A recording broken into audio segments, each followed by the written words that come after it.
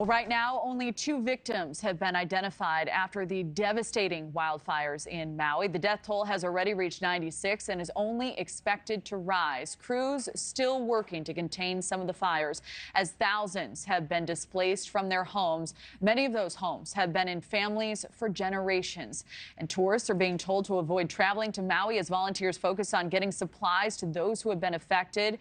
But there's also growing frustration on the island, as many reportedly say there's been a lack of communication from officials. Some residents claiming they were told the flames were contained, even though they continued to spread. Hawaii's governor addressed those challenges that crews are facing. There were several fires across Maui. One fire was deemed to be out. It must not have been completely extinguished because when the winds rose up, winds gusting as high as 81 miles per hour, fire spread rapidly. We believe between 60 miles per hour and 81 miles per hour across that part of the island. And that meant that fire traveled 1 mile every minute. Now, some people say they have been back to their homes, but there is nothing left. More people are being allowed back today, and a traffic play card system will be in use for people who live and work in those affected areas and for volunteers and first responders. We'd like to welcome now Rob Gaudet. He is the founder of the Cajun Navy, an all-volunteer group based in Louisiana that provides relief to those in need, and they are now on the ground in Maui. Thank you so much for being here. Thank you. We really appreciate all of the hard work you are doing on the ground in Maui. How do you organize a response like this? Well, we're from Louisiana, and here I am in Maui. What we do is move volunteers into an area and manage them very effectively. We were in Rolling Fork for 7 weeks and managed over 2,600 volunteers for a town that was only 2,000. And what we do is we use social media to drive engagement for volunteers and donations, and through our Facebook page. And we're Cajun Navy Ground Force. I want to clarify that. There are several Cajun Navy groups. We're Ground Force. It's really important to know that. Wonderful. Thank you for clarifying. So what are your volunteers doing on Maui right now? The burn zone is still a crime scene of sorts. There's a lot of missing people. And, like you said, only a couple of the 96 have been identified. This is a tremendous disaster. It's, the worst in U.S. history. Well, the worst in the last 100 years. From a death standpoint, it's a huge area, and workers are still looking for bodies. And, we've been sensitive to that. I haven't been to the burn zone. I have stayed away. We're planning. We stay for long, extended periods of time. We don't show up and rush. And, at situations like this where, people are safe, the ones that are not impacted are safe. They're in, with family and friends or have places to live. And that's typically where a lot of first responders come and help with that as well. But this is primarily let the official workers do their jobs on the ground.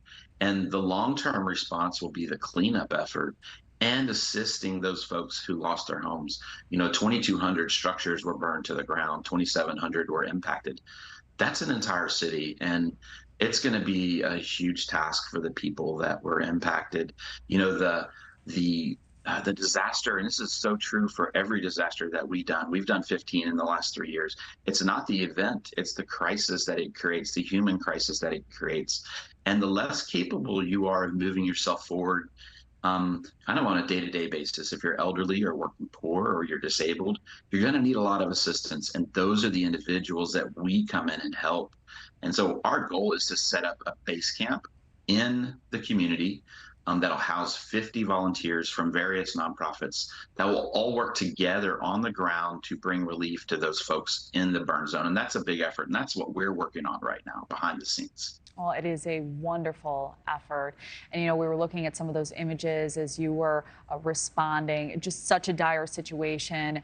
What sort of challenges, or what are the biggest challenges your teams are facing right now? We know there are problems with communication, getting food and water to some of these folks. But what are you seeing on the ground?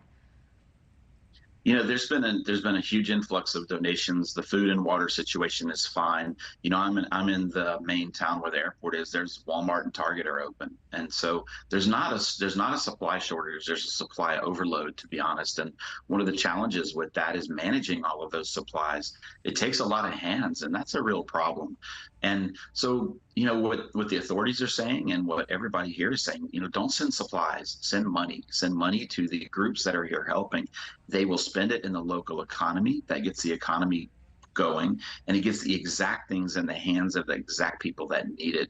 People aren't living in their homes. The homes are unlivable, and so they're with friends and family, and they're in places where they're safe and they have access to food and all the things they need. But money is what folks should be sending, and so I think communicating that has been really important. The governor did a letter about it and put it out. It's a lot of stuff. The stuff you're showing on screen right now, that stuff all has to be handled by volunteers. So rather than helping individuals in need, volunteers are having to carry boxes and things like that. And it's called the second disaster, and it happens after every disaster. And people mean well by sending stuff, but that's not helpful.